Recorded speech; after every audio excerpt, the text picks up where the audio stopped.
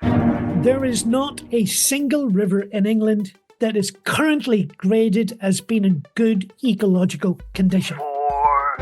I was going to say that it's a choice between the devil and the deep blue sea, but the problem here, Liam, is that there's no deep blue sea. It's a sort of pale, murky, yellowy, orangey, Lib Demi sea. 3. The possibility now of another Tory leadership change before the next election, that really should be put to bed. 2. Any item of crazy news is always greeted with mad, yes, but not as mad as importing a Turkish cat. 1. We have liftoff. Welcome once again to Planet Normal, the Telegraph podcast with Allison Pearson Hello? and me, Liam Halligan. Last Friday, the Indian conglomerate Tata announced it was shutting down the last 2 operational blast furnaces at Port Talbot, where high-quality steel's been made for 100 years and more. It's a story close to Allison's heart, of course, given her proud Welsh upbringing.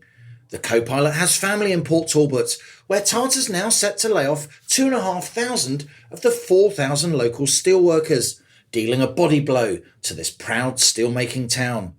And I spent Friday reporting live from Port Talbot for GB News, where I talked to countless frightened steelworkers myself, as well as local union bosses. Back in Westminster, talk of Tory regicide is bursting into the open. Former Cabinet Minister Sir Simon Clarke has launched a broadside in the Telegraph, arguing the Tories face electoral massacre unless the party ousts Rishi Sunak sharpish, installing yet another new leader ahead of the next general election. Drastic action, fast becoming a genuine possibility. Keir Starmer, meanwhile, has attacked the Tories' war on woke, ensuring culture war issues related to gender and race will, infuriatingly for many, remain central to British politics. And if there isn't enough to think about, Donald Trump's won primary elections in both Iowa and New Hampshire, making it all but certain he'll be the Republican candidate in November's US presidential election, even if he ends up contesting that election from jail. Yes, co-pilot, just when you think UK politics is crazy, along come the Americans and steal the crown of craziness back from themselves. And stop press. We've got an update about that most heavily documented migrant into the UK in years. It's Diddy, Allison's Turkish cat. How much? Before all that, though, you've been arguing, Allison, that those complaining about the UK's recent cold weather are actually spouting hot air. So tell us about the winter of 1963, when central heating was the exception and the kids were tough. I should say that at Pearson Towers, any item of crazy news on the TV is always greeted with the mad, yes, but not as mad as importing a Turkish cat. So other people share your mood of derision about the rescue, the moving rescue of this vulnerable small creature. We had some fantastic stories, actually, because listeners may have noticed that our weather forecasters are desperate to compete with their American counterparts. So, there's a sort of a flurry of snow over Lowestoft, and they say, the beast from the east. Of course, this past week, we've had Storm Isha and Storm Jocelyn, and a lot of hysterical warnings. It's going to be very cold. And I thought, it's not cold, is it really? It's not cold. Now, I'm just about old enough, co-pilot, to recall the winter of 1963, which was the coldest winter for 200 years. Amazingly, Liam, it started on Boxing Day, and some people say that snowmen they built were still standing in Easter 64. So it was bloody cold. And I thought, I'm not sure. Of course, I was tiny. I was a toddler. I think I can remember the path outside our back door. And in my memory, it was like a trench of ice. I mean, compacted snow towering up on each side of me. Basically, South Wales's answer to the north face of the Eiger. And we didn't have central heating.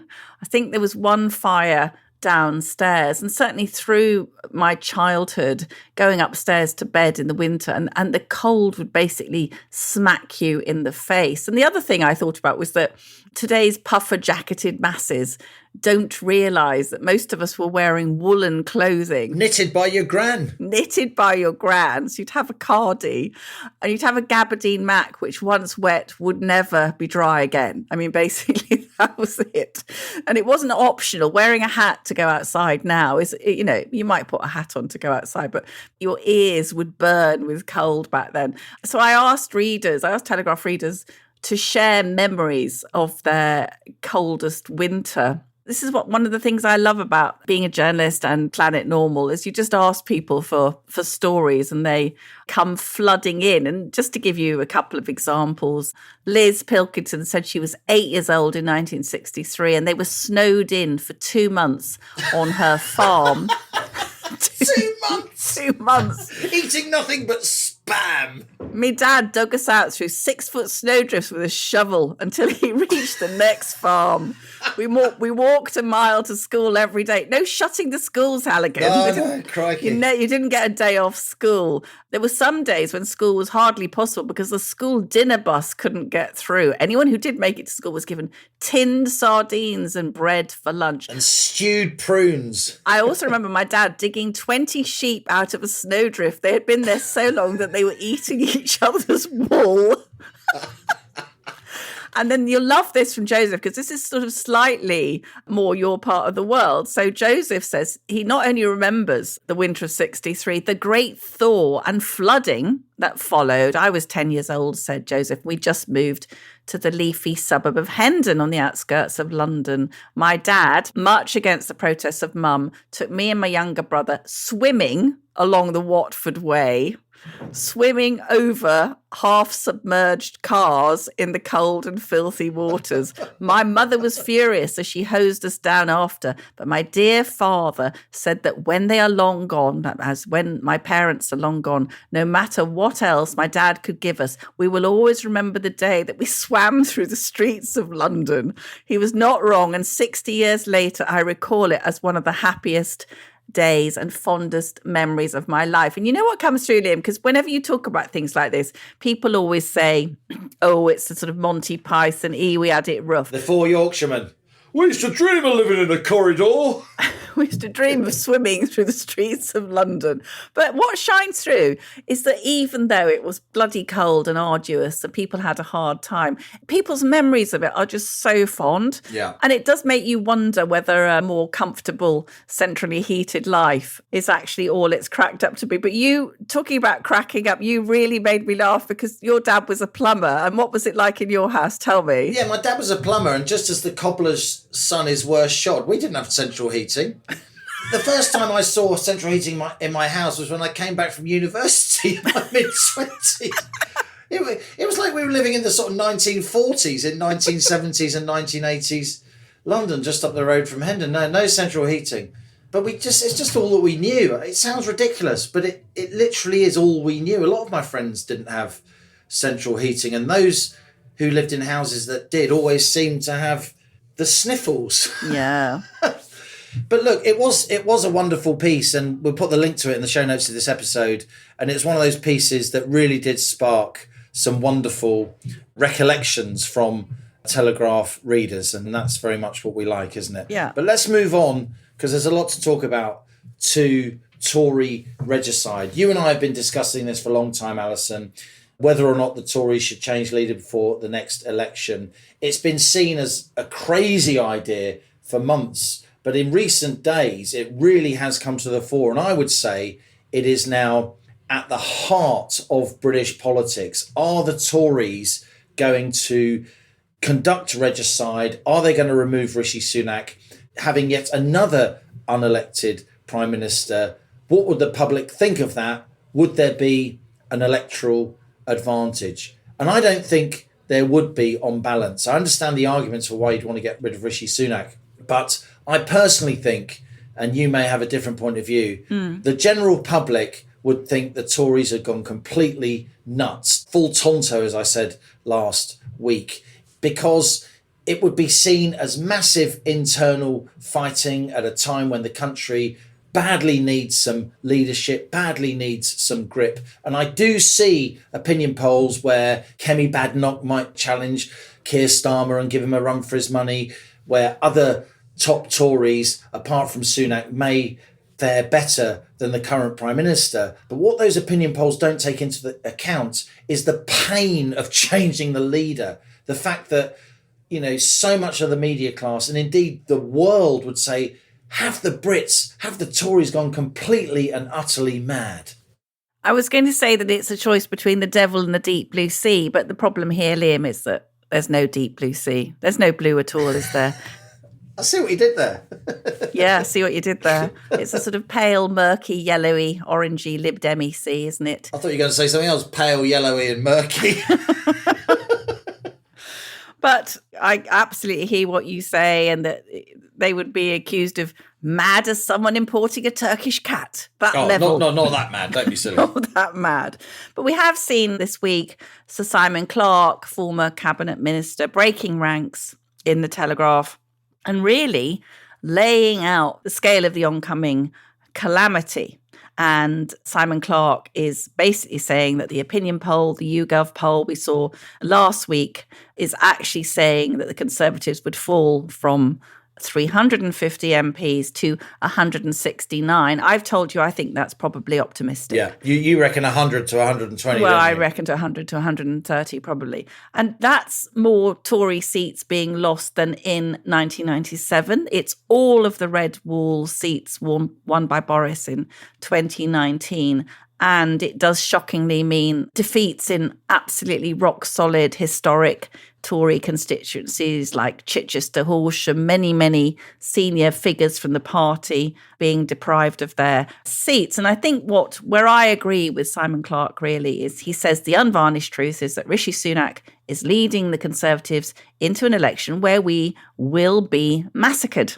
It is time to strip away illusion and stop tolerating any indulgent of it. So he's basically saying we're going to have this Starmer government, and it won't just be a Starmer government, Liam, because if they drop to below 150 seats, it will be a Labour government for a decade or more, because it will be such an electoral mountain to climb. And what the figures show, and what Simon Clarke is quoting, is that these opinion polls show not only does Sunak lag the totally uninspiring Keir Starmer by double digits on the best prime minister metric, he leads Starmer in just 139 seats across the country and is behind in 493. Now, Rishi's personal ratings have collapsed and are now lower even than Jeremy Corbyn's. So what this poll, quoted by Simon Clarke, is basically saying is that if the Conservatives were to change, if they were to take the pain and the mockery and the derision of changing to a tax-cutting Tory leader with a tougher approach to immigration, the poll suggests that in 322 constituencies in England and Wales, those constituencies would prefer that Tory leader to Keir Starmer, who on that measure only comes top in 164 constituencies. Before we bounce back to you, I still don't agree with Simon Clarke that the Tories would win with that stronger new leader, but a new leader, say like Kemi Suella Pretty, one of the tough women, would, to my mind, undoubtedly reduce the scale of the defeat. So it's a question really, isn't it, of whether they think that's worth it. And it's a very fine calculation to my mind, because we know MPs, Tories, such as the Tories that remain in the country, are afraid that another change of leader would, of course, look absolutely ridiculous. But as Simon Clarke concludes, what could be more ridiculous than meekly sleepwalking towards an avoidable annihilation, because we were not prepared to listen to what the public are telling us so clearly. I think the first thing we should do, Allison, is just pat ourselves on the back, because we have been talking about this possibility for a long time. And now it is really the central question in British politics. It is finely balanced, but I do think that the British public would just not forgive the Tories for installing a third unelected Prime Minister. I just think the exasperation would be off the scale, whatever the merits of that newly installed leader compared to the current leader.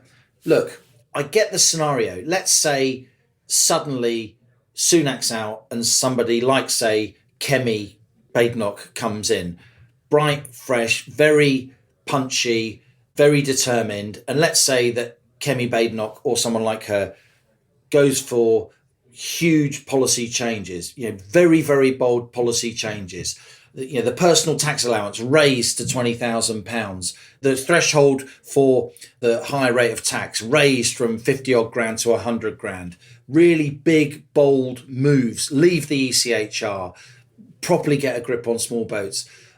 Labour's going to find it really difficult not to look very flat-footed in the wake of big Tory tax cuts. Yeah. If the markets can be kept on side, if the markets believed in a new dynamic British economy under firm leadership, then it might just come off. But I think it's an extremely risky strategy. The whole of the Conservative Party could get tarred with the same brush that Liz Truss, fairly or unfairly, has got tarred with if financial markets took umbrage. And you can be sure that if the Tories did something like this, they're not going to get any help from the Bank of England or the Office for Budget Responsibility and the Civil Service, are they? On the contrary, the so-called deep state could make it its business, sotto voce, to sabotage what the Tories are trying to do. It's a hugely risky gambit. And if it came off, it would be the political masterstroke of the century. It would literally be a movie. Yeah. But I think the chances of it coming off are very, very low. And I think the most likely outcome is that we just end up in a mess. Is it going to happen? I think so much now depends on the results of the Wellingborough and Kingswood by-elections on the Thursday, the 15th of February. If the likes of Reform get into double digits in those elections, if Labour takes them both and the Tories get absolutely walloped, being pushed into third place or even worse in both those constituencies, of course, which they currently hold, then you could have panic. And it strikes me that the likes of Kemi Badenoch, the likes of Priti Patel, the likes of Jacob Rees-Mogg, the likes of Suella Braverman, standard bearers of the Tory sort of centre-right that are being talked about as an installed prime minister to contest the next general election. They don't want that. They don't want that to happen. They want Sunak to take the blow of a big election loss, and they can come in as a clean skin, if you like, after an election and start to rebuild. But it may be that the ferment on the parliamentary backbenches of the Conservative Party becomes so huge that 53 letters are given to Sir Graham Brady, letters saying that confidence has been lost in Sunak's leadership, and a change of leadership may be sparked, whatever the main contenders in that leadership election want to happen. And that would be an incredible situation. They'd literally be dragged towards the throne. And that is the big danger. And I think on balance, if you want the Conservative Party to do well, if you want British democracy to function in a way that isn't completely debilitating for the country's sort of central nervous system, if you like, if we're all going to stay sane, then I do think the possibility now of another Tory leadership change before the next election, that really should be put to bed. I don't agree. We rarely disagree, do we, on our charming little rocket? But when we disagree, we disagree agreeably. We do disagree agreeably. I want conservatism to do well. That doesn't mean I want this government to do well, because they're not conservative in my book and in the book of many of our listeners and readers. But we saw this week, Liam, just a little snapshot. So Keir Starmer is able to take advantage of Sunak now. So he gave this absolutely monumentally disingenuous, cheeky speech at the Civil Society Summit, where he was accusing the Tories of sabotaging civil society, attacking the National Trust and the RNLI. They got themselves so tangled up in culture wars of their own making, undertaking a weird kind of McCarthyism, trying to find woke agendas in the very civic institutions they once regarded with respect. I mean, this is absolutely jaw-dropping stuff from the leader of a party and a movement which has made its business to infiltrate every institution, every civil service department with maximum wokeness, stirring up divisive racial and gender identity politics wherever they can, and constantly putting ideology before the public good, never mind public functioning. The woke washing of our institutions is hardly the figment of imagination of some right-wing think tank. Every single week now, we see some poor teacher, university lecturer who's been sacked for their so-called gender-critical views. You know, Liam, I hate that term, gender-critical views. How dare they? They are changing our vocabulary to their vocabulary to then find us guilty. I'm not gender-critical. I'm a woman. I'm a woman. You're a man. That's it. Did you see what happened in Canada recently? A 50-year-old bloke changing alongside female 13-year-old swimmers and then competing with them in a pool and winning, and all the parents of the 13-year-old girls who have been walloped by this 50-year-old bloke are expected to congratulate him. The world's gone completely mad. Just to carry on that thought, so Sunak and the Tories, far from living up to Starmer's picture of them as this waging a McCarthyite war on woke, if only they bloody well would wage a war on woke, they've been absolutely weak. And for my money, the people like Kemi and Suella, who have absolutely been the bravest of the brave in sticking up for kids in schools, you know, demanding that children don't just get to sort of transition without their parents' knowledge and so on. I think that someone like that, a real firebrand who could come in and people would wake up. But what I'm seeing is across the board, really, but ordinary working people, their views not represented. They don't go along with any of this Labour stuff at all. In fact, it's quite interesting that some readers and listeners will have noticed that I had the Telegraph reprint that notorious photograph of Starmer and Angela Rayner taking the knee on the day of George Floyd's funeral. Now, it looked shocking then, and it looks even more shocking now. But someone who could be the Prime Minister of the United Kingdom, basically paying obeisance to a foreign movement, a fully paid up member of this really discredited cult. But moving on, slight change of pace, but in a way it still matters a lot, I think, is this disregarding of ordinary people's views and values, is this sacking of 2,500 people at the steelworks in Port Talbot. And I described them in my column. Make no mistake, over 140,000 lives, that's the population of Greater Nice, Port Talbot, have been sacrificed on the altar of net zero. British workers losing their jobs, which will remove 1.5% of UK carbon emissions, while that CO2 will now be emitted in India and China. And they call this progress, Halligan. What did you make of it? I do think the closure of the two blast furnaces in Port Talbot by Tata, two of only four remaining working blast furnaces in the UK, the other two are in Scunthorpe, the steelworks there, owned by a Chinese conglomerate, also earmarked for closure. It is a story that is about a clash of cultures, a kind of metropolitan, net zero at all costs, environmentalism above everything on the one hand, and on the other hand you have ordinary men and women from so-called blue-collar families in less fashionable parts of the UK from much, much lower income backgrounds, for whom the closure of steelworks and other forms of manufacturing due to a net zero imperative is nothing short of financially and culturally actually disastrous. Yeah. I talked to lots of local steelworkers on Friday. I talked to lots of local trade union leaders, and they feel this is being done to them. They feel that the political and media class doesn't understand the importance of steelmaking, the strategic importance of steelmaking. It's worth just explaining briefly that when you have blast furnaces, they do use coking coal, but that means you can make steel from first principles, from iron ore. You can make virgin steel, which you need in a lot of tall buildings, you need for railways, you need for arms. It's the highest quality steel.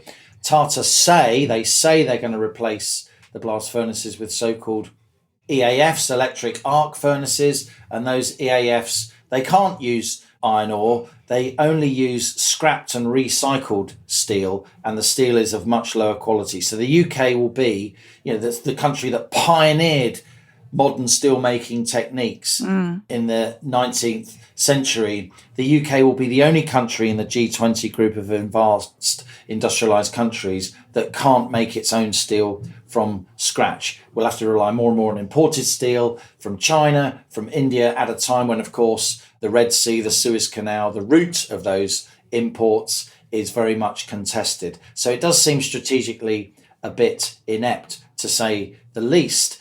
And it strikes me that it's difficult for Labour. What do? On the one hand, you've got Stephen Kinnock from Wales himself, of course, a Welsh MP, saying this is terrible, we're closing down the blast furnaces. And on the other hand, you've got the likes of Keir Starmer, Metropolitan London to his fingertips, congratulating himself that Labour would actually go faster and faster when it comes to net zero. So this is about a clash of cultures. And what we're seeing here now is the beginnings of a genuine debate, Allison, and it's so long overdue. Whatever you think about getting rid of fossil fuels, I personally want to see us use far fewer fossil fuels, but whatever you think about it, there are costs, and those costs are falling disproportionately on ordinary men and women, ordinary working families, and those costs are seemingly non-existent to posh hipsters who live in the big cities, who can just splash out,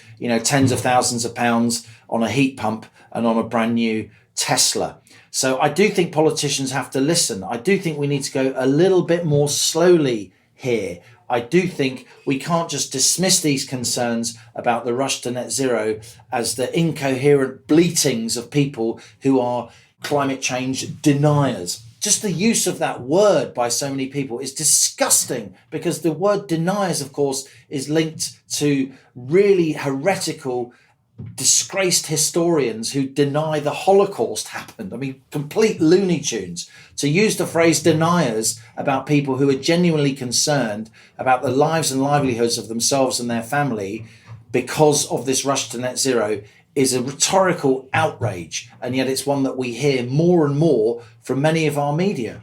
But it's not open to challenge, Liam, is it? It's absolutely obscene, the lack of foresight amongst our ruling class. We've seen it in almost every area. We need energy security. We need food security. We need this high quality steel. In the week that NATO said that we may be at war with Russia within 20 years, we literally decommission the blast furnaces, not only which support this community. I mean, I could talk to you about the poverty that's there already, but the weapons grade steel we would need if China invaded Taiwan. And where are we getting our steel from? From China. It's absolute madness. And I just think we cannot rely on these people supposedly in charge of our country. It's absolute, the caliber of them, Liam.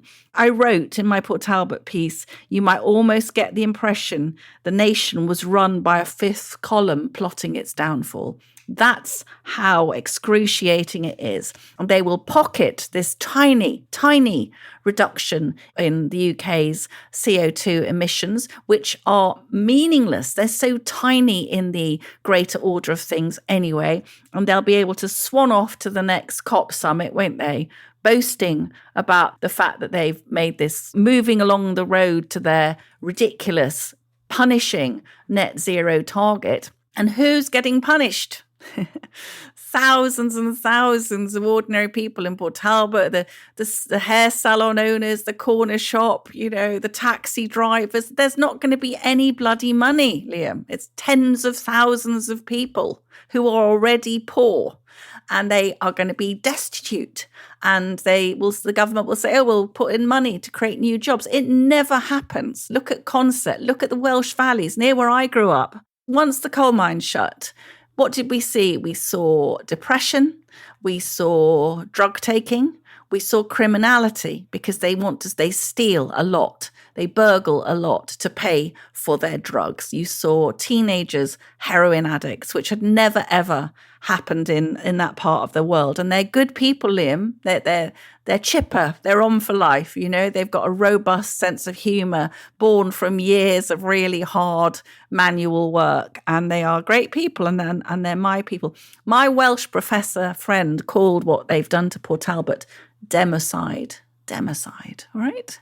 I've absolutely no confidence in this government or in the opposition. I just want to pose the question, how many livelihoods will have to be lost to achieve that crazy 2050 net zero goal? Hi, I'm Katie Morley. I'm the Telegraph's consumer champion, and I'm here with a new way to help you be better off. It's called Telegraph Money, and from pensions to property, tax and investing, it puts all of our expert opinions right where it belongs, at your fingertips. You'll also find a range of useful tools and calculators to help you understand what today's news means for you and plan for tomorrow with confidence. Search Telegraph Money today.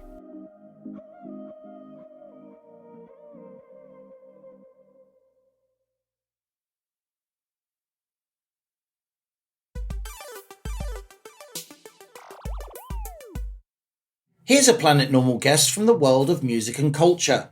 Feargal Sharkey is one of the best-known pop stars of the 70s and 80s. The pop-punk band he fronted, the Undertones, were quite simply iconic. Hits like My Perfect Cousin, Jimmy Jimmy, and above all, Teenage Kicks were of massive importance not just in the UK but across the world, and are widely celebrated to this day, having been discovered by successive generations. The Undertones were made up of 5 Catholic boys from Northern Ireland, specifically from Derry, Londonderry, to the west of the province close to Donegal in the Irish Republic, a city at the centre of the Troubles, the scene of Bloody Sunday, its very name contested by communities on both sides of the sectarian divide. UK-Irish relations are now much improved, of course, not least since the 1998 Good Friday Agreement, and Sharkey, who by the mid-80s had softened his musical image, himself has mellowed too. A lifelong fly fisherman, he's emerged in recent years as an extremely knowledgeable and highly effective campaigner against the pollution of British rivers, particularly chalk streams. While Sharkey and I talked about the Undertones, how could we not? The first part of our conversation covered his determination to prevent water companies dumping sewage into UK waterways and coasts. I've spent 50 years now, more than that actually, standing about in the middle of rivers, waving bits of cane, carbon fibre, fiberglass around my head in a futile attempt to persuade trout and salmon to be obliging enough to hold on to the end of my fly line. A lot of people don't get fishing. It is, though, the biggest single participation sport in Britain. What is it about testing your wits against these incredibly clever fish, catching them, and then for the most part throwing them back? Ironically enough, you go back to a man called Isaac Walton, who back in 1653 wrote a little book called The Complete Angler, who I think described it best when he said, "Is it not an art to deceive a trout with an artificial fly?" A trout. And for me, I've always had one of those brains that there's always 50,000 things buzzing around inside my head, and there's just this constant noise. And fly fishing, which doesn't actually involve sitting around, for me, it is one of the few things I can find in life where I want to focus on it so utterly intently to deceive that wild animal, that wild fish, that this thing that I've tied using old bits of silk and feather and thread is actually a living, breathing insect that it wants to consume and wants to eat. And such is my focus to achieve that, it allows me to push all of the other noise and static into the back of my mind. And that in itself becomes this weird, strange form of relaxation. So tell us about the threat to our river courses, Feargal. You've talked about concerns you have about the water industry. You've talked about concerns you have about agriculture? Well, in reality, what we're looking at is a situation where in the modern world, there is not a single river in England that is currently graded as being in good ecological condition. Not one. Every single river in the country is polluted. And yes, as you've touched upon, two of the biggest forms of that pollution and directly responsible for it is agriculture and the water industry.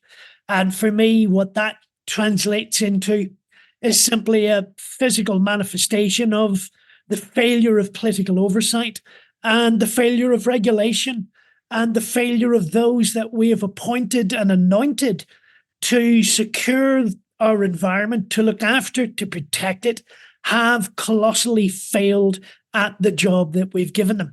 And in reality, that's what's been motivating me and driving me over the last 3 or 4 years now, is simply to highlight that utter failure of regulation, that failure of political oversight. That created a vacuum.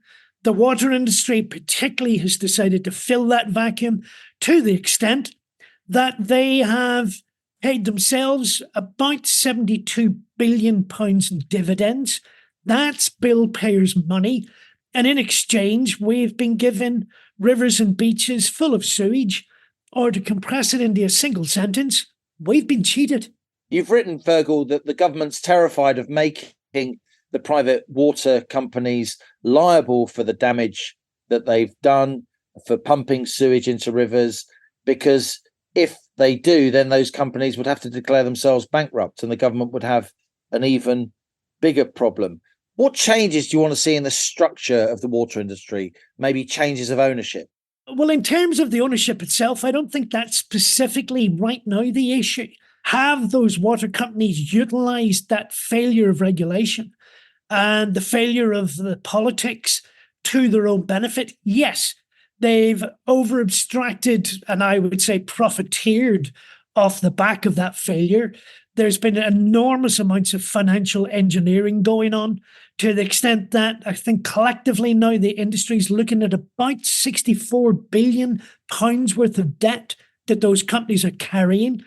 It's got to such an extent that last summer, Thames Water, in fact, came teeteringly close to bankruptcy simply because they can't afford to pay the levels of debt and the interest payments. And in fact, there's another interest payment coming up in April of this year. And it's looking likely at the minute that Thames Water simply do not have the cash available to pay that interest payment. And are now asking the regulator for a 28% increase in bills simply to compensate for their mismanagement and their corporate greed over the last 30 years. So for me, it's not about the ownership of the companies. It's actually about the regulation of those companies. I personally feel all of the power is there, all of the legislation there. It's an oft-quoted phrase, the regulators don't have the teeth. In this case, it isn't true. There's enormous amounts of power available to the regulator. They've simply never had the ambition or the desire or drive to utilise it and do their job properly. Let's enforce the law for a while and then we'll see how far we get. Tell us about the extent of the sewage in Britain's rivers, how it compares to previous periods in our history, how it compares to other countries. Well, the simple truth is the law that applies to all of this is actually European and comes from a European directive, and specifically enough, particularly the Water Framework Directive, which ironically enough at the time was acknowledged as in Brussels and indeed was referred to as the British Directive.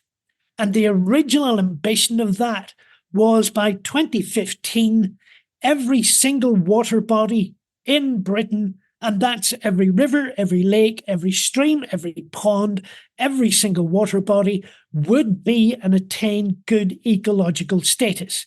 Now, there were a number of caveats that you could push that deadline back. The current deadline, and it's the backstop, is 2027. I think by 2009, about 24% of rivers in England were attaining good ecological status.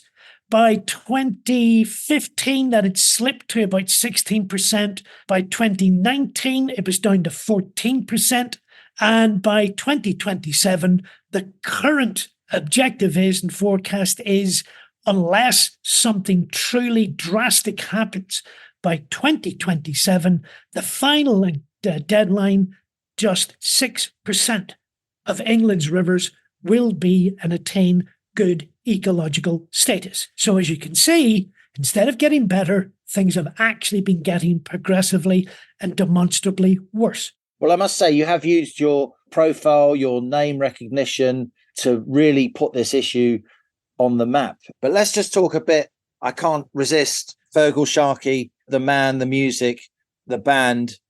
What was it like growing up in Derry in the mid-70s, Feargal? What motivated you and your friends to go along to the local scout hut and make music? The simple truth is, what motivates any teenager to get involved in making music, or indeed anybody, but particularly teenagers? It's two essential ingredients. One, being a huge, passionate and massively interested and engaged and absorbed about music. And secondly, being completely and utterly bored as a teenager. So invariably, 4 other equally bored, disinterested, hormone-ridden, sexually frustrated teenage boys, 5 of us drifted together and completely randomly decided we were going to form a band. Nobody could play anything. Nobody had actually ever been behind the drum kit or even held a bass guitar. And in fact, we didn't have any equipment. It was simply 5 bored teenagers going, I know, let's form a band. And it became the Undertones. So you were 17, 18 years old in the mid-70s when the band was formed. What was the 17 or 18-year-old Feargal Sharkey like? Were you the natural front man? All my friends at this point will be rolling their eyes going, he's going to deny it, but it's completely true.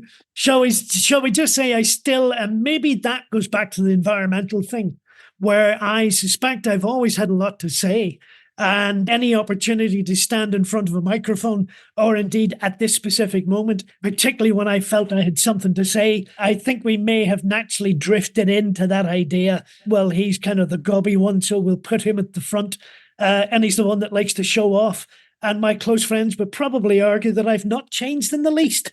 So you famously sent a tape to John Peel, the iconic radio DJ who specialised really in giving a leg up to unknown bands. Like so many young bands at the time, you saw John Peel as a potential way into the music industry. How did it feel to hear John Peel play Teenage Kicks, not once, but twice in a row? That was a pretty extraordinary thing. We were all sitting in those days in Ireland, and no doubt the same thing applied in England.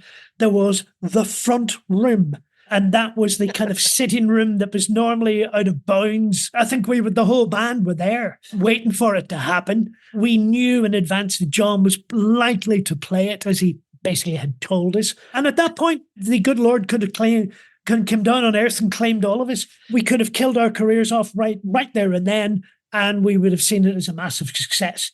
You produced, as if anybody doesn't know, according to John Peel, according to many, many music aficionados, the perfect sort of pop punk song. It's 2.5 minutes long. It's got an intro that's totally iconic. Did you know when you first heard that song, when you first performed that song, how special it was? Oh, wait, no idea.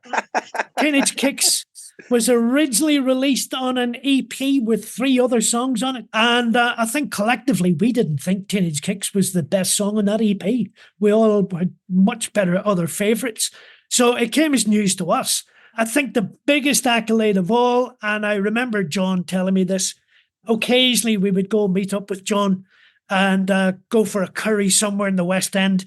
And I remember on one occasion, John telling me that he was going to have it as his epitaph. I remember sitting there thinking, no, you're on your second pint of Cobra. It's late in a Friday night. But if you go to John's grave, you will see on his tombstone are carved the words, "A teenage dream so hard to beat." I'm 10 years younger than you. I grew up following the music industry very, very closely. There's a lot of music in my family too. And as somebody of Irish origin in the UK back during those really difficult years, I was always astonished at the massive influence of Irish bands on the British music scene, despite the kind of political rancor between the two countries. It was absolutely huge, wasn't it? Why is it that Ireland, the island of Ireland, has had such a massive impact on the British music industry, and Irish influenced pop music has been so hugely welcomed? British fans have roared their approval over many years, despite political difficulties. Yeah, in fact, the first one goes back to early interviews that I would do overseas and outside the UK, and gently just steering people along this idea that we share a common language, but the Irish are a very different race and a very different culture of people to the English and the rest of the United Kingdom. And that's not a derogatory comment. We just are. Particularly in Ireland, there was that very, very deeply rooted lyrical music storytelling tradition. And in fact, that went on because of migration and immigration, particularly during the mid-1800s. That had a massive impact in places like Liverpool and Manchester. And in fact, my wife, Mrs. Sharkey, has recently written a book on that very topic. And it was that Celtic culture impacting on places like Liverpool, like Manchester, that helped give birth to rock and roll and the Beatles. And indeed, in many ways, we weren't discovering the blues. We were simply re-importing Celtic culture, particularly from the west of Scotland and Ireland, that had been exported during the 17th century out into the colonies in North America.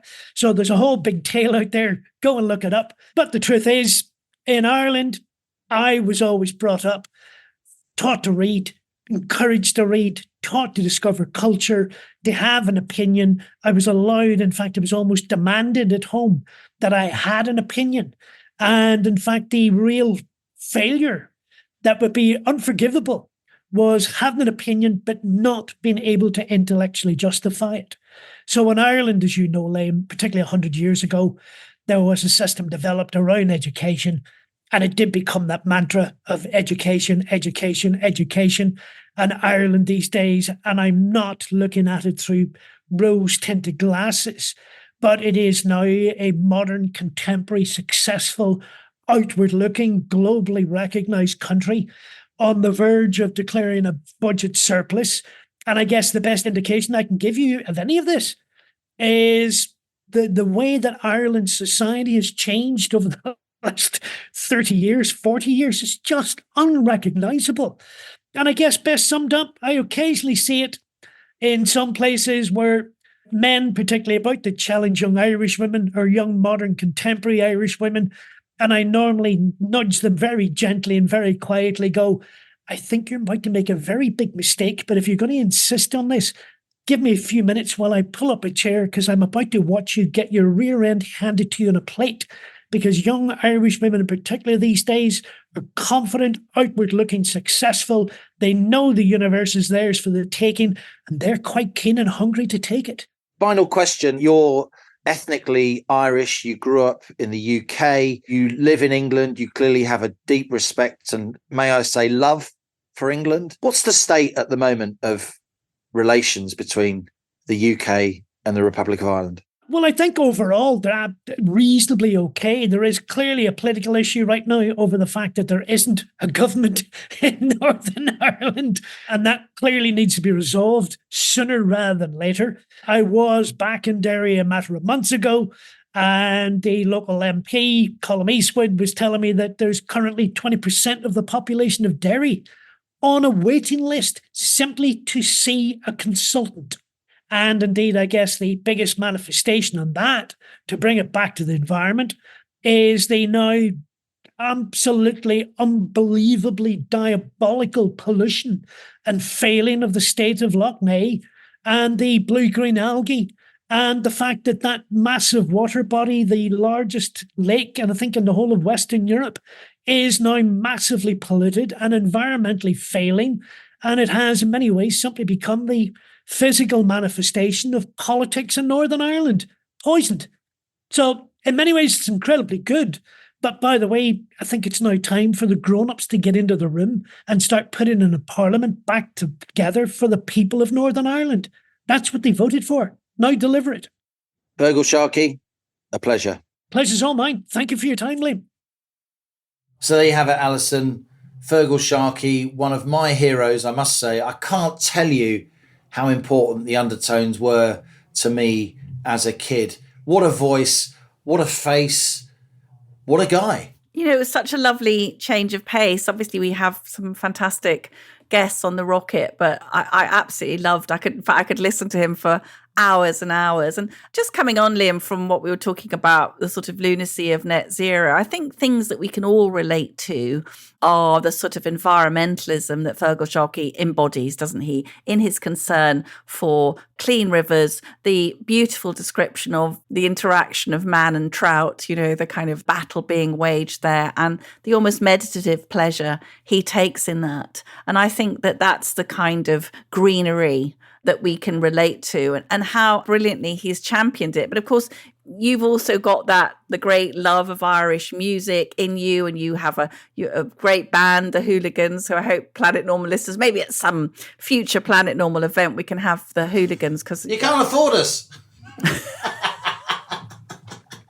We'll have a whip round, you know. Everyone can throw a few pennies in the hat. Now, my daughter maybe fronts the Hooligans, fabulous fiddle player, if I say so myself. She really is. Her rates are going up, mate. There won't be enough money to get her along, so we'll see anyway. Before we talk a bit more about Feargal, we have two people in your family celebrating a rather special anniversary, don't we? We do indeed. My mum and dad, Martin and Eve Halligan, their 60th wedding anniversary.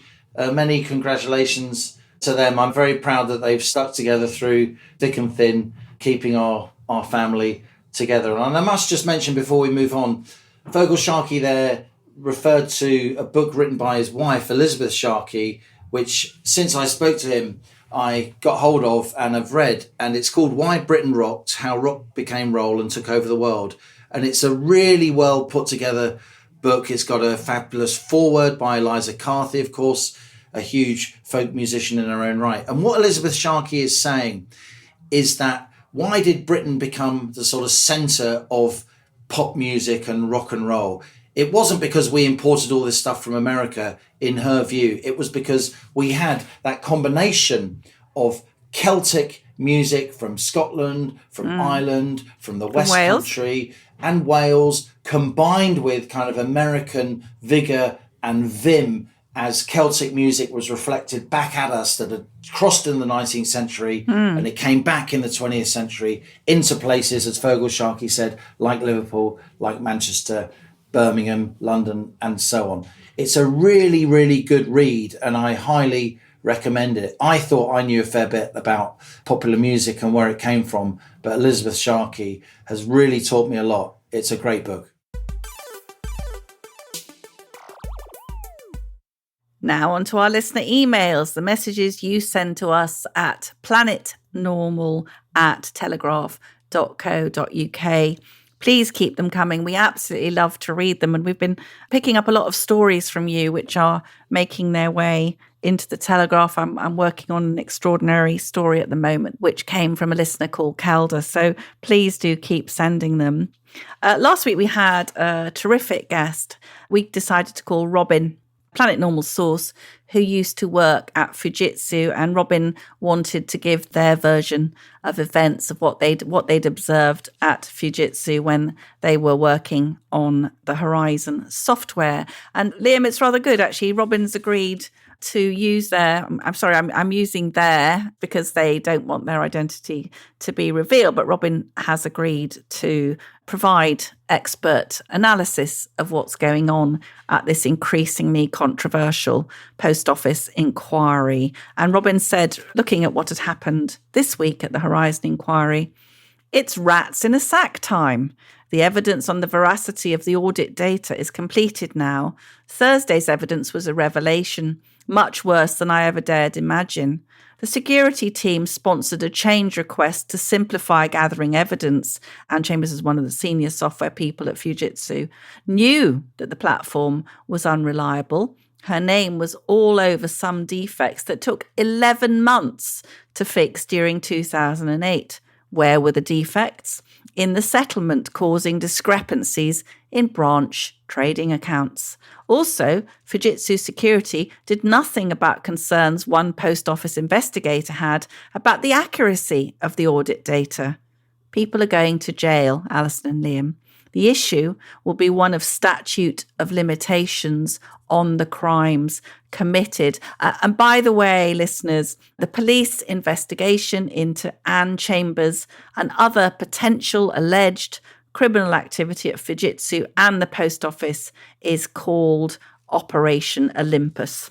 Carrying on with Fujitsu, following on from your really astonishing interview last week, Allison, a listener called Mole Valley says, what a blockbuster of an episode. No one else has come near to exposing the level of detail as to why the treatment of the sub-postmasters has been so scandalous. You need to get your source, Robin, to go public.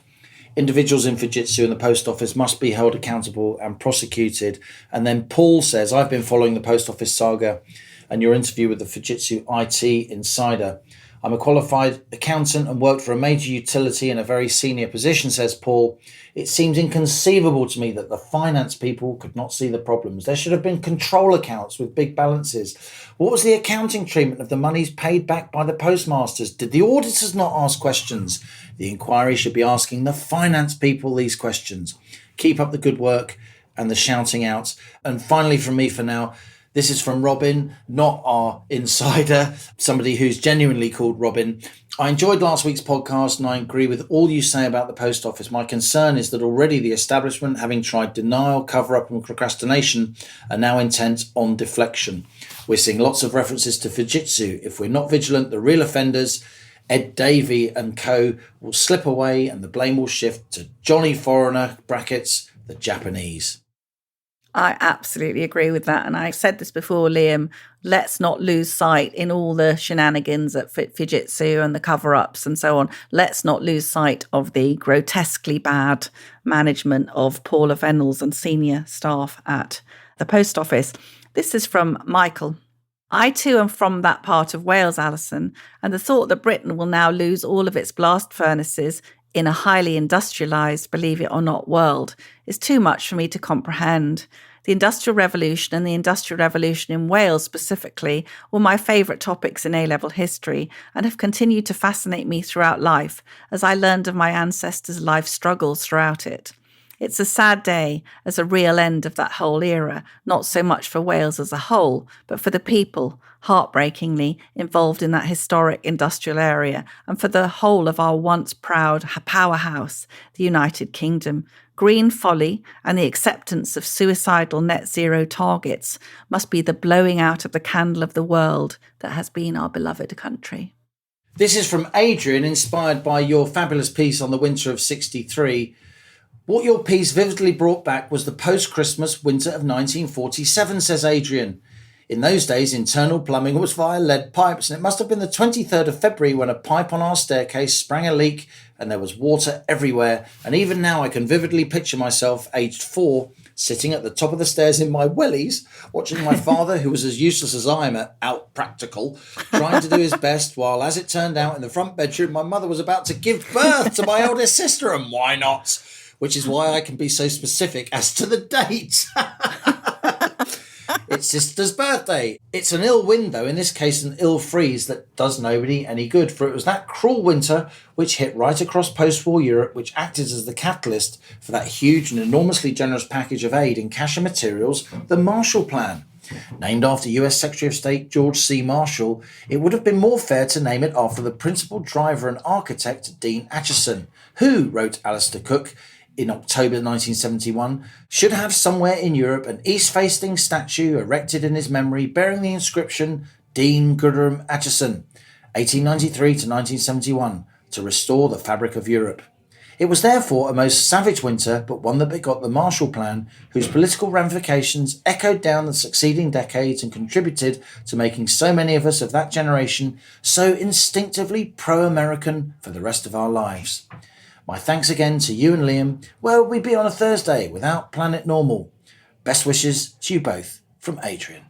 Gosh, Adrian, I learned a lot from that. Here are a couple of reflections on the joys of the forthcoming Starmer administration. Mark says, kneeling to extremist Black Lives Matter, enabling the woke, empowering trans activists, eco-zealots and the Islamist left. This is what Keir Starmer will deliver as Prime Minister. We've got to do whatever it takes to keep him away from power. Bit late for that, Mark. And I love this one, Liam. This is from Pip. I look on a Labour government like having a tooth taken out. Best get it over and done with. And on that bombshell, that's it from Planet Normal for another week, as we leave our sanctuary of sweet reason, our flying refuge of reason views. Email of the week, co-pilot.